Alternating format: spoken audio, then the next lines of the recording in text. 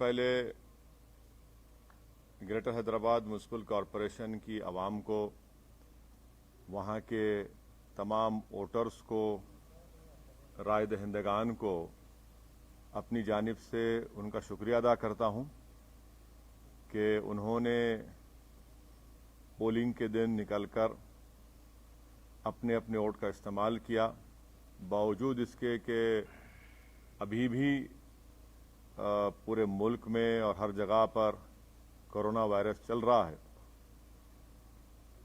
और अगर polling percentage में और इजाफा होता तो और भी अच्छा होता, मगर जिन्होंने निकला अपने वोट का इस्तेमाल किया, मैं इनको मुबारकबाद देता हूं। और क्योंकि उन्होंने हमारी जमहूरियत को मजबूत करने का और जो आवाम को एक मौका मिलता है 5 साल में एक मरतबा अपने वोट को डालने का, उन्होंने उसका इस्तेमाल किया। दूसरी जानिब में साथ ही साथ हमारे पार्टी के तमाम मेंबर्स का, अराकीन का दिल की गहराइयों से उनका शुक्रिया अदा करता हूं कि बड़ी मेहनत और जुस्तजू उन्होंने की, और साथ ही साथ जो 44 बल्दिया के कॉरपोरेटर्स या डिवीजन्स पर मंजलिस के उम्मीदवारों को कामयाबी मिली, मैं वहाँ के तमाम वोटर्स को, राह दहिंदगान को, वहाँ के बुजुर्गों को, इज्जतदार माँ और बहनों को, गयूर नौजवानों को उनका शुक्रिया अदा करता हूँ। और साथ ही साथ मैं ये बताना भी चाहूँगा कि MIM की जो कामयाबी हुई है, 5 साल पहले भी हमारे पास 44 कॉरपोरेटर्स थे, और जब हम 60 म्युनिसिपल वार्ड्स पर इंतखाबात में हिस्सा लिया था, अब के बार हमने 51 म्युनिसिपल डिवीजन्स पर हमने इंतखाबात में हिस्सा लिया, और उसमें से हमने 44 म्युनिसिपल सीट्स पर कामयाबी हासिल की। मैं हमारे तमाम पार्टीज़ के MLAs का, पार्टी के ब्रांच प्रेसिडेंट्स का, बूथ प्रेसिडेंट्स का, इन सब का शुक्रगुजार हूं कि हम तमाम ने मिलकर टीम वर्क की, और ना सिर्फ इलेक्शन कैंपेन के दौरान बल्कि MIM पार्टी साल के 12 महीने आवाम के दरमियान में रहती है, और उनके दरमियान में रहकर उनके अच्छे में, उनके बुरे में, उनकी तकलीफ में, उनकी खुशी में उनका साथ देती है। इसीलिए कि हमारा ये कांस्टेंट आवाम के दरमियान में रहना, उनसे मुलाकात करना, आवाम को दस्तयाब रहना, या जिसको अंग्रेजी में कहते हैं एक्सेसिबल रहना, वो भी हमारी कामयाबी में एक बहुत बड़ा रोल अदा किया। साथ ही साथ जब 3 महीने लॉकडाउन था, उस दरमियान में MIM पार्टी की तरफ से लॉकडाउन में गरीब आवाम की खिदमत करना, उनमें तमाम रेशन किट्स को उनमें जाकर उनको पहुंचाना घर तक, पेशेंट्स जो बीमार पड़ रहे थे उनके लिए अस्पताल में इंतज़ाम करना, और फिर जो हैदराबाद में 100 साल के बाद इतनी ज़्यादा बारिश आई, उस 2-3 दिन के अंदर जो MIM के तमाम जिम्मेदारान ने मेहनत की और बाद में हमने उनको जो रिलीफ पहुंचाया, यकीनन वो भी इसमें बहुत बड़ा रोल अदा किया।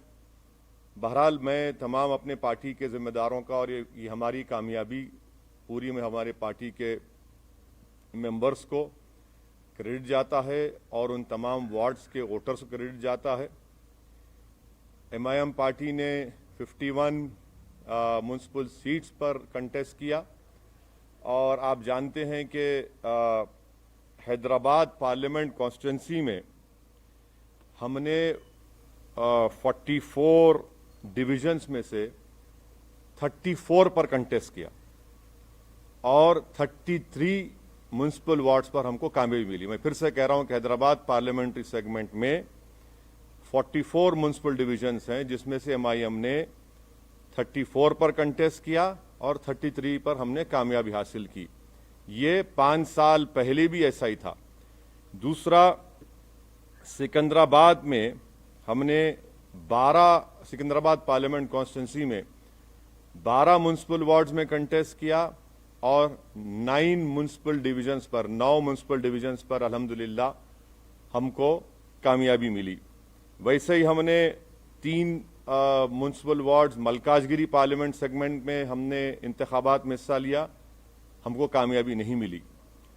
2 म्यूनसिपल डिवीजन हमने चिवल्ला पार्लियामेंट कॉन्स्टिट्यूंसी में हमने लड़ा और दोनों पर हमको कामयाबी मिली।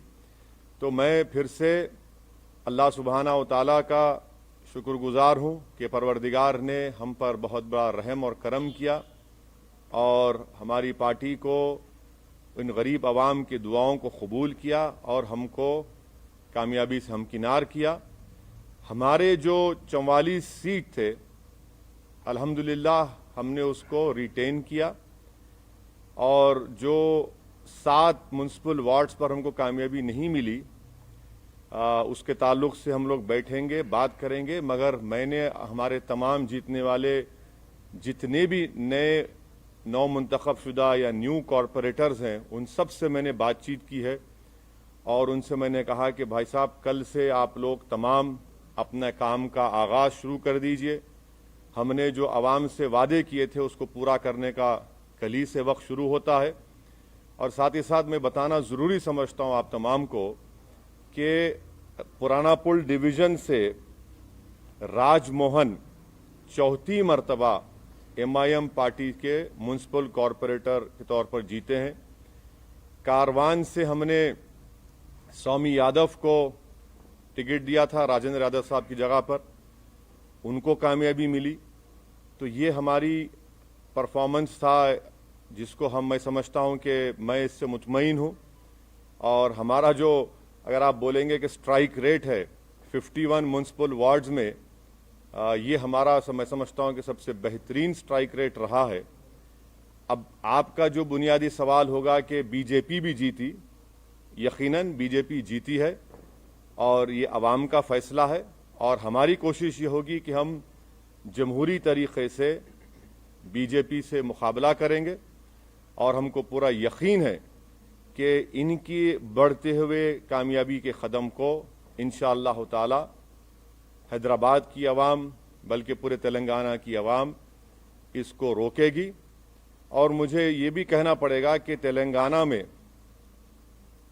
जब असेंबली के इंतखाबात होंगे आप देखेंगे कि इंशाअल्लाह ताला ये बीजेपी की जो कामयाबी है वक्तिया कामयाबी है, ये उस वक्त तक इतनी कामयाबियां इनको नहीं मिलेंगी। और मुझे आवाम का फैसला है, हमारी क्या बोलना चाहिए, हमारी ख्वाहिश के बरक्स फैसला आया बीजेपी की हद तक।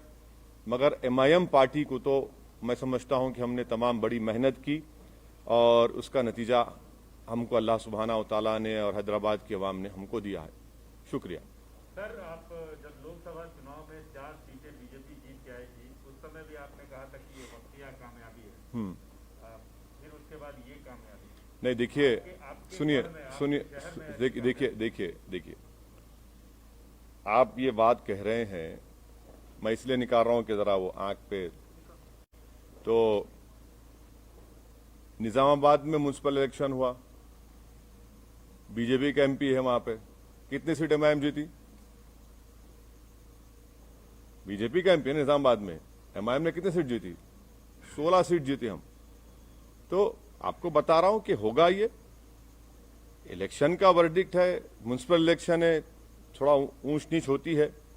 और मुझे यकीन है कि मैं तो प्रिवी नहीं हूं, ना मुझे इख्तियार है TRS पार्टी पर बोलने का, मगर मुझे यकीन है कि ये लोग देखेंगे क्या करना चाहिए, क्या सही करना चाहिए, कितना अच्छा करना चाहिए, उसको देखेंगे, मगर उनके पार्टी का मसला है। सर, अभी मेयर और डिप्टी मेयर के लिए ये बात आती है कि आप किसको सपोर्ट करेंगे, क्योंकि आपका सपोर्ट का प्रसाद साहब जरा थोड़ा खुशी का मौका है, थोड़ा आज तो एक रात छोड़ दो आप। लेकिन बहुत अहम बात है। हाँ बिल्कुल है, नहीं हर चीज अहम है। इतनी बड़ी कामयाबी हमको जो मिली है वो यकीनन एक बहुत बड़ी कामयाबी हमको मिली है और हम फैसला करेंगे, बैठ के बात करेंगे। कल मैं हमारे पार्टी के तमाम जिम्मेदार हजरात से मैं उनसे बात करूंगा, उनसे मशवरा करूंगा, उनकी राय हासिल करूंगा, उसके बाद हम कोई फैसला करेंगे। यकीनन हमको फैसला करना है, हम करेंगे। सर, योगी आदित्यनाथ ने ये कहा है कि भाग्यनगर का भाग्योदय अब शुरू हुआ है और JP नड्डा ने भी ये कहा है कि 2023 में बीजेपी की सरकार होगी, KCR की करप्ट सरकार को हम निकालेंगे।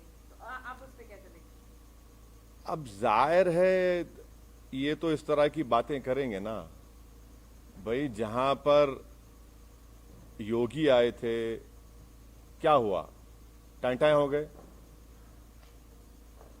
सर्जिकल स्ट्राइक बोले थे ओल्ड सिटी के ऊपर, अब डेमोक्रेटिक स्ट्राइक हो गया बीजेपी के ऊपर। ये तो डेटा आपके सामने है, एम्पिरिकल एविडेंस आपके सामने है। हम तो योगी आदित्यनाथ से यही कहेंगे कि आप तो मुंबई गए थे, ज्यादा एक्टिंग मत करिए, हकीकत की दुनिया में आ जाइए और जो जुल्म वहां पर दलितों पर किया जा रहा है उसको खत्म करिए। जो खवानीन आप कॉन्स्टिट्यूशन के खिलाफ बना रहे हैं वो रोकिए। और मुझे यकीन है कि केसीआर गो हमारे अपोजिट पार्टी के हैं, मगर एक बात मानना पड़ेगा, एक रीजनल फेस है और वो रीजनल फेस आज भी इम्पोर्टेंट है, कल भी इम्पोर्टेंट रहेगा। और थोड़ा सा अगर वो लोग जो भी उनके चीजें सही करना है कर लेंगे तो he still a very important and I am sure कि केसीआर जो है वो बीजेपी के ऊपर बहुत बड़े भारी पड़ेंगे आने वाले वक्त में। तो क्या आप उनको सपोर्ट करेंगे अगर मेयर की सीट चाहिए तो? मैं अभी आपसे कहा हूं मैडम कि जरा थोड़ा सांस लेने दीजिए, थोड़ा हमको अपनी इतनी बड़ी कामयाबी हमको मिली है, थोड़ा हमारे तमाम पार्टी के जिम्मेदारों से हमको अपनी उनकी खुशी का हिस्सा बनने दीजिए। और कल सुबह में हम तमाम पार्टी के हमारे जिम्मेदारों से, एमएलएज हैं, एमएलसीज हैं, सीनियर हमारे पार्टी के लीडर्स हैं, उन तमाम से बात करेंगे, मशवरा करेंगे और जो भी फैसला होगा आप तक पहुंचाएंगे। सर, आपने अपने घर हैदराबाद से अपील की थी जब चुनाव प्रचार कर रहे थे कि बीजेपी को यहाँ पर कंप्लीटली रिजेक्ट किया जाना चाहिए, लेकिन आप ही के घर में बीजेपी नंबर कहाँ देखिए, आप लोग नेशनल चैनल पे आपको बड़ी मोहब्बत हो गई असदुद्दीन ओवैसी के घर में। मेरे घर में कौन जीता? हम तो कह रहे हैं कि मेरे अंगना में तुम्हारा काम ही नहीं है। अरे ना, आप देखे सुनिए, आप बताइए, चलिए मेरे घर में कहाँ जीते? आपने कहा नहीं आप नहीं, सुनिए एक बात सुनिए। आप जब कह रहे हैं तो आप बताइए कौन सी जगह पर। हम तो जहां योगी गए वहां हराए, जहां अमित शाह आए वहां हारे। आपने कहा था पुराने शहर में सर्जिकल स्ट्राइक करेंगे, हमने कहा डेमोक्रेटिक स्ट्राइक करेंगे, डेमोक्रेटिक स्ट्राइक हो गया। अब नेशनल मीडिया को बीजेपी के बाजा बजाने का इतना शौक है तो बजाइए आप, मगर हमारे कंधे पे रखकर बाजा मत बजाइए। आप खुलकर कहिए कि हम बीजेपी की बैंड पार्टी हैं, हम बाजा बजा रहे हैं। हम आपसे कहना चाह रहे हैं कि हमारे घर में बीजेपी का जो पोजीशन था वो क्या है आप देख लीजिए। हम आपको फिर से कह रहे हैं कि हैदराबाद पार्लियामेंट सेगमेंट में 44 म्युनिसिपल डिविजन्स हैं। 5 साल पहले भी हमने 34 पर लड़ा था, 33 जीते थे। इस बार भी हम 34 लड़े हैं, 33 जीते हैं। अब आप बताइए, आप लोग तमाम माशाअल्लाह से आइंस्टाइन के करीबी दोस्त हैं, मैथमेटिक्स में आप लोग बहुत अच्छे हैं, हम तो वीक हैं, इसीलिए हम पॉलिटिक्स में। आप बता दीजिए कि ये नंबर सही है गलत है। सर आप हमेशा हैदराबाद और तेलंगाना की जो फैब्रिक है, गंगा जमुनी तहजीब है, उसकी वकालत के मद्देनजर आप बीजेपी और फिरका परस्त ताकतों को रोकने की बात करते रहे हैं। उसी के मद्देनजर आप केसीआर को भी सहयोग करते रहे हैं कई चुनाव में, मतलब लोकसभा और विधानसभा में। तो इसमें तो नहीं था ना कोई अलायंस हमारा। नहीं, इसमें नहीं था। तो क्या थैंक यू। बीजेपी को रोकने के लिए जैसे आप वकालत करते हैं तो क्या आगे हाथ मिला सकते हैं? क्योंकि जो ये आंधी है, जैसा बीजेपी, आप आंधी बोलते? हाँ, बीजेपी आसमान देखिए कितना साफ है, इतना अच्छा मौसम है, ना हवा। देखिए सुनिए, ये लफ्ज आंधी का क्या मतलब? अरे भाई, अगर आंधी होती तो एमएलसी क्यों हार गए महाराष्ट्र में? महाराष्ट्र में हार, अरे ठीक नहीं जी, अरे भाई आवाम का फैसला है, मगर जरा अल्फाज का इस्तेमाल जो है ना, जरा उसके ऊपर देख कर करिए। आंधी कहाँ आंधी है भाई? अरे भाई, तूफान आपके सामने बैठा हुआ है, आप कहाँ आंधी की बात कर रहे हैं? सर, अब चार मीनार की तो बात हो गई, क्या आप कोलकाता के हावड़ा ब्रिज पर कूच करेंगे सर? नहीं, इलेक्शन लड़ना तो प्रसाद साहब मेरे लिए जरूरी है। मैं जब तक जिंदा रहूंगा मैं इलेक्शन लड़ता रहूंगा, और मुझे जीतने से या हारने से कोई मतलब नहीं है, मुझे लड़ने से मतलब है और मैं लड़ूंगा। अब रहा सवाल, आपके सवाल का जो स्पेसिफिक जवाब है, अब इलेक्शन से हम लोग थोड़ा हैदराबाद के इलेक्शन से फारिग हो चुके हैं, अब बैठ के बात करेंगे आने वाले एक 6-7 दिन में, और फिर इंशाल्लाह फिर अपना सफर शुरू रहेंगे। सर यही फॉर्मूला आप वेस्ट बंगाल में, मतलब आपने कहा था हर नहीं नहीं सोमित देखिए, मैं आपके सामने कई मर्तबा इन पर्टिकुलर आपके तमाम से कहूं कि केरला में और आसाम में मैं नहीं जाऊंगा। ये मेरा एक डिसीजन है और हम उसके पाबंद हैं। वहां पर बदरुद्दीन अजमल साहब की AIDUF है, IUML केरला में है, हम वहां जाकर उनको डिस्टर्ब नहीं करेंगे। अगर कभी उनको गलती से मेरी जरूरत पड़ गई मुझ जैसे दीवाने की, तो वो मुझे कॉल कर ले, मैं आ जाऊंगा, नो प्रॉब्लम। सर मतलब सर बीजेपी मतलब ये तो भी कह रहा है clarity सर, है ये कि आप बीजेपी West बीजेपी Bengal ये भी सर बीजेपी नहीं, ये केरला और आसाम की बात कर रहा हूं। वेस्ट बंगाल, तमिलनाडु में तो लास्ट टाइम लड़े हम लोग, एक सीट लड़े थे, वानियमबाड़ी की सीट लड़े थे हम लोग एक, बिल्कुल तमिलनाडु में लड़ेंगे, क्यों नहीं लड़ेंगे? सर बीजेपी इधर भी वो राइट साइड बहुत हो गया, लेफ्ट विंग भी है, एक सवाल ले लीजिए। लेफ्ट साइड भी है। सर बीजेपी ये क्लेम करता रहा कि MIM का और मेनली जो TRS का अलायंस है, मतलब इश्यू बेस्ड जो सपोर्ट था वो रूम के अंदर ही रहा है। तो मतलब सर ये तो इसका मतलब ये है, कि बीजेपी को ये मालूम कि मैं टॉयलेट में जा रहा हूं तो क्या हो रहा है? क्या बात है यार? सर जिस तरह से ये मुद्दे उठाए गए थे इस बार बीजेपी के द्वारा, जिस तरह का ध्रुवीकरण किया गया था, क्या आपको लगता है कि ये कहीं ना कहीं काम किया और आने वाले चुनाव में जो इसे और ज्यादा मजबूती के साथ पेश करेगी बीजेपी? मेरे कॉन्स्टिट्यूंसी में तो काम नहीं किया।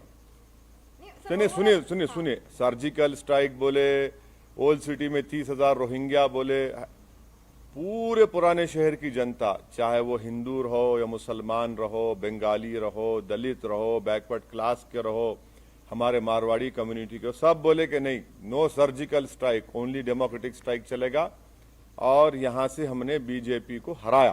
सर अब दूसरी जगह का ये एक म्युनिसिपल इलेक्शन है, मुझे यकीन है कि मुझे कोई बता रहे थे कि मिस्टर केटी रामाराव जो वर्किंग प्रेसिडेंट हैं, उन्होंने अपने PC में कुछ बातें कही हैं, और मुझे यकीन है कि एक के चंद्रशेखर राव बहुत ही मंजेवे सियासतदान है, वो डायरेक्ट हर चीज का चार्ज लेंगे और वो देखेंगे कि क्या करना है क्या नहीं करना है, और उनके पार्टी का मामला है।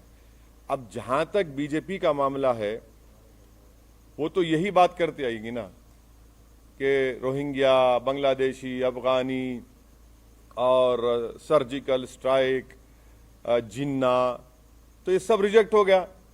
जिसको जिन्ना बोले, पब्लिक बोली जिन्ना नहीं, वो हमारा जीना मरना हमारा एतमाद हम पर किया, हम कोर्ट दिया।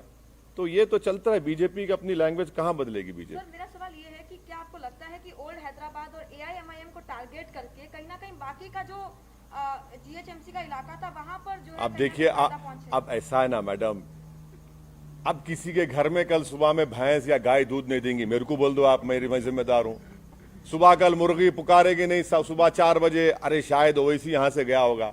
अरे छोड़ दीजिए ना, कहने हर चीज में आप लिखिए ओवैसी के घर में ऐसा हुआ, अरे मैं कहां जिम्मेदार हूं? मेरे घर का तो मैं रिकॉर्ड पेश कर दिया आपको, अब दूसरों को बताना पड़ेगा। कब तक आप लोग हमको इस्तेमाल करेंगे? भाई दिल्ली के स्टूडियो में बैठ के ओवैसी, अरे भाई छोड़िए हमको, हमारा रिकॉर्ड सामने है। हम लड़े 51, अगर हम लड़ लेते 80 तो क्या होता फिर? हाँ, ये भी तो सोचो आप। सर सर, बीजेपी का चैनल चार से नहीं, सर क्या आपको बीजेपी का लगता है 4 कि से बीजेपी ने 45 आपका हो जाना इस्तेमाल क्या किया? आपके लिए चिंता की बात हाँ, सर इसमें बीजेपी का 4 से 45 बोले हो एक जाना। मिनट सर बीजेपी जहां MIM का कैंडिडेट नहीं था वहां ओवैसी और MIM को टारगेट कर रही थी और ये अचीवमेंट उसको मिला। तो क्या आपको नहीं लगता है कि इस तरह से करके पोलराइज किया और ये चीजें आई? अरे आप मेरे को एक बात समझ में नहीं आ रही, आप कब तक मेरा नाम लेते रहेंगे? माने बीजेपी आपको नहीं, आप माशाल्लाह से आप अनबायस थे, मेरे को मालूम नहीं, मगर कब तक मेरा नाम लेंगे आप? भाई मेरा नाम कब तक लेंगे?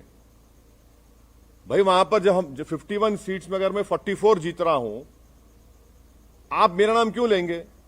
भाई मुझसे पूछिए ना कि आप 7 सीट पर क्यों हारे, वहां पर कितनी जगह और बीजेपी जीती बता दीजिए, हम बोलने तैयार है आपको। मगर हर जगह पर असदुद्दीन ओवैसी एमआईएम करना गलत है। वो नहीं, मैं जो भी कर रहे हैं वो गलत है, और अगर कर भी रहे हैं तो उनका नेगेटिव वोट है, वो कभी भी चेंज हो जाएगा, देखना आप। सर जिस पार्टी की आप अरे उनको बोले दो हमारे। सर अगर आप टीआरएस से हाथ मिलाते हैं जीएचएमसी इलेक्शन में, आप टीआरएस के पास जाएंगे या टीआरएस आपके पास बुलाएंगे? हाथ मिलाते जीएचएमसी इलेक्शन में अभी जो हुआ है चुनाव में, सर अभी तो फंस गया ना मामला तो। अभी फंस गया ना सर? फंस गया? हाँ सर, एक्स ऑफिशियो वोट पे अगर डालेंगे तो हाँ? फंस ही गया ना सर। अगर उनके पास तो 30 एक्स ऑफिशियो वोट्स है, अगर वो भी कार मिलेंगे तो कार फंस की ही गया ना चाबी मामला। कार की चाबी और स्टीयरिंग आपके हाथ में है। नहीं, मैं आपसे रिक्वेस्ट कर रहा हूं, मैं मेरी गाड़ी में बैठो आप। आजकल तो लोग हमारी गाड़ी में रोक के हाथ मिला रहे हैं, उसको भी आप लोग चला रहे हैं, वायरल बना रहे हैं। अरे क्या बात है, कोई बात है? अरे कोई नहीं है, नहीं, हमारी गाड़ी अलग है, उनकी गाड़ी अलग है। क्या हम क्या भूखे फकीर है? गाड़ी नहीं है हमारे पास, मोटरसाइकिल है, मोटरसाइकिल ही फिरा। अरे क्या बात कर रहे हैं आप? क्या सुनिए एक बात सुनिए, ये पूरे इलेक्शन कैंपेन में मैं खुद अपनी मोटरसाइकिल पर 650 किलोमीटर फिरा हूं। अब बोलो आप। और 65 पब्लिक मीटिंग एड्रेस किया मैं। अब रहा सवाल कि आपका इनडायरेक्ट नहीं, मेरी गाड़ी अच्छी है। मैं आप तमाम को दावत दूंगा, अगर कभी बैठना है तो आइए, लिख जाता हूं आपको, हैदराबाद का दिखाता हूं आपको। जहां तक मेयर डिप्टी मेयर का सवाल है, आप टाइम दीजिए, कल मिलेंगे, थोड़ा खुशी का मौका है, थोड़ा उसको एंजॉय। नहीं, गाड़ी नहीं है मेरी गाड़ी। देखिए सुनिए, जहां तक एमआईएम पार्टी का जो डिसीजन होगा वो मैंने फिर से आपको रिटीरेट कर रहा हूं, फिर से बोल रहा हूं कि हम अपने पार्टी के एमएलए से, एमएलसी से, पार्टी के सीनियर लीडर से, हमारे पास एक प्रोसेस है, हम लोग बैठेंगे, बात करेंगे, उसके बाद बताएंगे आपको। इतनी जल्दी क्यों आपको है? हेडलाइन न्यूज आप जब बनाइए, अभी क्यों बनाएंगे? सर खुशी का मौका है सर, आपके लिए खुशी का मौका है, बहुत खुश हैं। टीआरएस हारी है, आपकी दोस्त है, हारी है, आपको उसमें भी खुश है, बताइए। नहीं, देखिए आप क्या बोलना चाह रहे हैं? नहीं, क्या बोलना चाह रहे हैं आप? बोलिए। क्या आपने क्या बोलना चाह रहे हैं? नहीं, अरे देखिए ना, बगैर आपके सपोर्ट के तो आगे नहीं बढ़ सकते सर। अरे भाई साहब, ये तो अभी तो इस रात को तो गुजरने दीजिए, कल सुबह का सूरज नया निकलेगा, कल बात करेंगे, बात करके पार्टी में क्या होगा, क्या करना है, कैसा करना है। हम कहां छोड़ के भागेंगे आपको? ना आप छोड़ेंगे ना हम छोड़ेंगे आपको, फिक्र मत करिए। ऑलरेडी कॉल नहीं आया है सर। हाँ, आपको कॉल ऑलरेडी मेरा फोन आप रख लो, सुबह तक अगर आप सो गए तो आप मेरे को सुबह लाके दे दो, आप रख लीजिए फोन, मैं देने तैयार हूं आपको मेरा phone.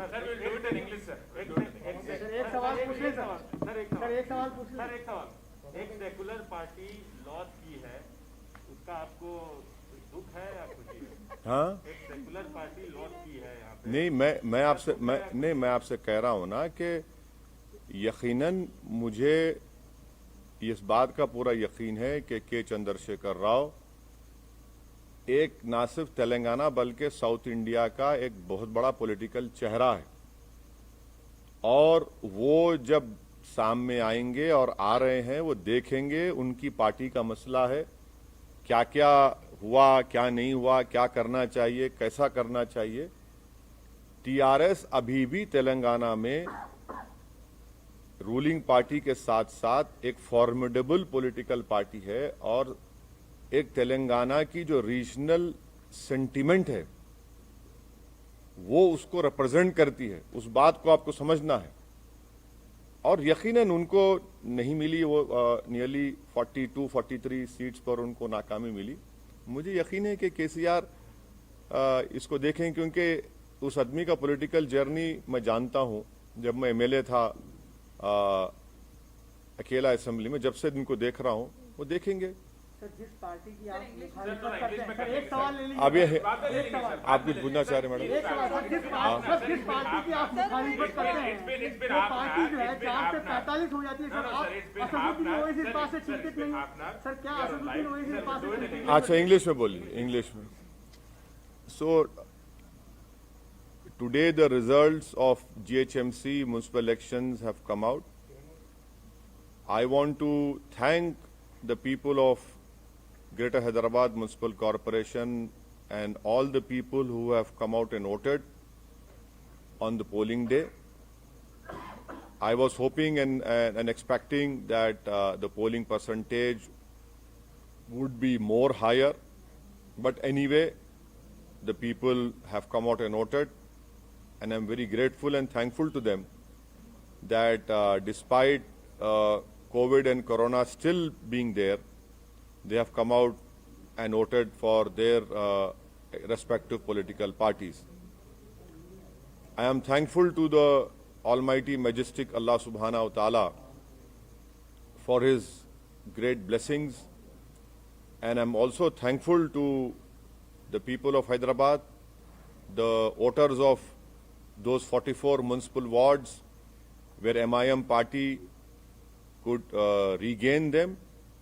I'm extremely thankful, and I have no words to thank my party members, my MLAs, my MLCs, my colleague from Imtiaz Jalil who had come down and campaigned here, and to all of them whose hard work, Alhamdulillah, Allah Subhanahu wa Ta'ala and the people of Hyderabad have rewarded us. We were able to retain the 44 municipal wards out of the 51 we had contested, and this is the highest strike rate of a political party. And let me also please remind you that 5 years ago, MIM had contested 60 municipal wards and we could win 44. This time we contested 51, we could win 44.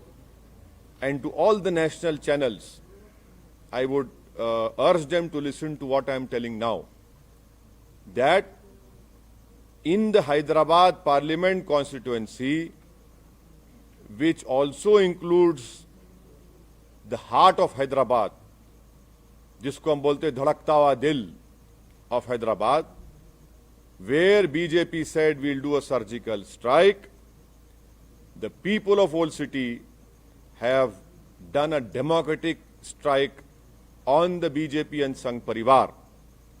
In the Hyderabad Parliament constituency, there are 44 municipal wards. MIM party contested 34 and we won 33. This is the same number which we contested 5 years ago, and now it is the same number. In Chivalla Parliament constituency, we contested 2 municipal wards. We again retained them, Alhamdulillah. In Malkajgiri Parliament segment, we contested 3 municipal wards. We could not win. In Sikandrabad Parliament constituency, MIM contested 12 municipal wards. We won 9. That is the exact position of the victory of MIM party. And thirdly, I have spoken to all my newly elected municipal corporators.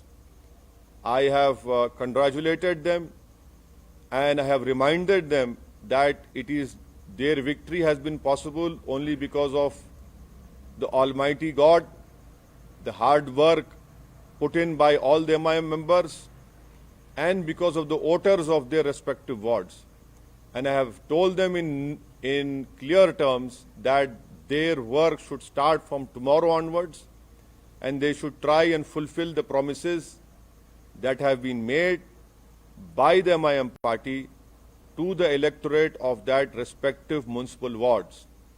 And may I also tell you that this victory also shows that MIM party's continuous work of being in the midst of the common man, representing them, being in their happiness, helping them when they are in trouble, and helping them whenever they required any helping hand. That is why the MIM party could retain 44 municipal wards.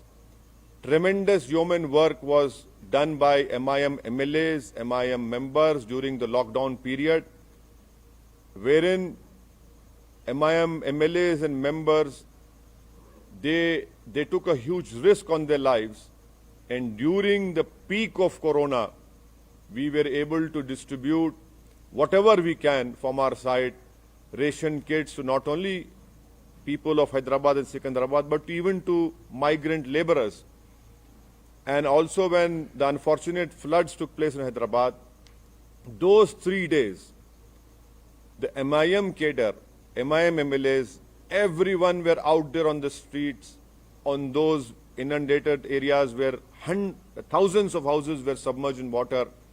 We were doing our utmost best, and people have seen that it is the only party in Hyderabad whose offices are open 6 days a week, where MLAs, corporators, MPs sit in front of the people and address them and meet them, and they are very accessible as compared to other political parties.